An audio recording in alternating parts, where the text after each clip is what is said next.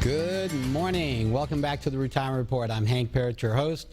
Hopefully you've gotten a lot of great information today that's been helpful to you. Again, a big part of it, come in to see me and I'll help you break this down and spend time on your personal situation, okay? Everybody's different. What works for one doesn't necessarily work for another. There's different risk tolerances. There are differences as far as what your income needs are going to be. Differences, of course, as far as income that you're going to have in retirement, what assets you have, how to make those, how to get the most out of those assets. There's so much that's very much for the individual to determine, and that's why we work on that one-on-one basis. All right, one of the things that I want to also share with you, and this is Social Security.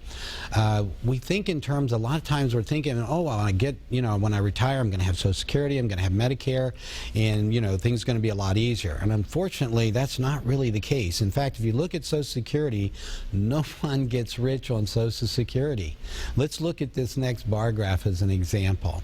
I went on to the Social Security website. This information available through our research.